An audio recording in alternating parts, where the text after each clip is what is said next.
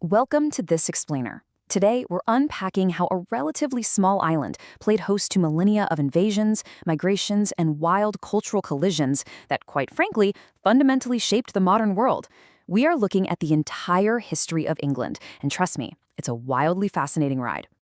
You know, it really makes you wonder, how exactly did this one repeatedly invaded island end up shaping the entire globe? Well, to understand that, we have to stop looking at England as some static nation sitting in isolation. Instead, think of it as a dynamic sponge. It was constantly being molded by clashes and conquests, just soaking up the languages, laws, and customs of whoever happened to wash up on its shores. We're going to track this incredible evolution chronologically across 6 distinct eras: prehistory and Roman rule, the Anglo-Saxons and Vikings, the Norman Conquest, medieval turmoil and transformation, the Tudors and the Civil War, and finally, the rise of modern Britain. Okay, let's dive right in. Part 1, Prehistory and Roman Rule, the first invasions. So picture this. If you go way back, England was actually physically connected to continental Europe by a low-lying land bridge called Doggerland. It wasn't until the end of the last glacial period, when melting ice sheets caused sea levels to rise, that this bridge flooded. That permanently cut Britain off from Europe and created the island we know today. So Celtic culture takes root across the land. But then the Romans show up, and they hold a nearly 4-century grip on the island. In 55 BC, Julius Caesar launched an initial, kind of brief invasion. But it was Emperor Claudius in 43 AD who ordered a full-scale conquest, bringing almost all of modern-day England under Roman rule. They founded major settlements, places like London and York, and literally built Hadrian's Wall to fix their northern border. But as all empires eventually do, Rome began to fall. By 407 AD, the last Roman legions packed up and withdrew to defend the mainland, leaving England completely exposed. Part 2. Anglo-Saxons and Vikings, a clash of cultures. With the Romans gone, a massive power vacuum opened up. And nature abhors a vacuum, right? This invited waves of Germanic tribes, collectively known as the Anglo-Saxons. Whether it was through violent displacement or gradual integration, they completely replaced the native Romano-British culture with their own Germanic customs, establishing independent kingdoms and laying the very first roots for the English language. But the Anglo-Saxons wouldn't be comfortable for long, because soon they faced their own terrifying invaders, the Vikings. Initially, Vikings just did these quick hit-and-run raids on treasure-filled monasteries, but in 865 AD, the game changed. A vast Viking army shifted from raiding to outright conquest. They overran so much territory that Anglo-Saxon King Alfred the Great had to fight tooth and nail just to push them back into a specific eastern territory. This became known as the Danelaw, literally a region where Danish rule and laws held absolute sway. So, it took a really long time to push back that Viking presence. In fact, it wasn't until the year 927 that King Alfred's grandson, Athelstan, successfully conquered York, the very last Viking stronghold. By doing that, he finally united the kingdom and adopted the title King of the English for the very first time. England was finally one unified, powerful kingdom. But here's the thing. That unity, it was incredibly fragile. Part 3. The Norman Conquest. The year that changed everything. This brings us to 1066, arguably the most pivotal and infamous date in the entire history of England. The year kicks off with King Edward the Confessor dying without an heir, which instantly throws the nation into total chaos. An English nobleman named Harold Godwinson claims the throne, but immediately has to march north to crush a massive Norwegian invasion.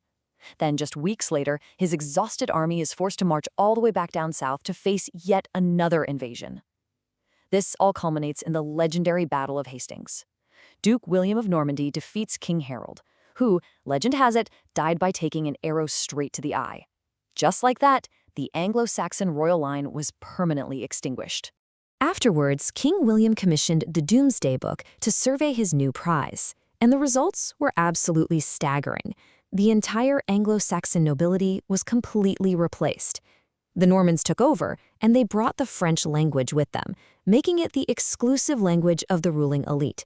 For generations from this point forward, England's governance, its land ownership, and its culture were inextricably tied to France. Part 4. Medieval turmoil and transformation. Conflict and catastrophe. The following medieval period under the new Plantagenet kings was basically a chaotic tug-of-war for power. We are talking about massive expansionist wars across the continent and truly devastating natural disasters back home. See, the kings of England ended up losing significant territories over in France, and the political fallout was huge. The powerful English barons had finally had enough of the expensive failures. This frustration led directly to the creation of the Magna Carta in 1215.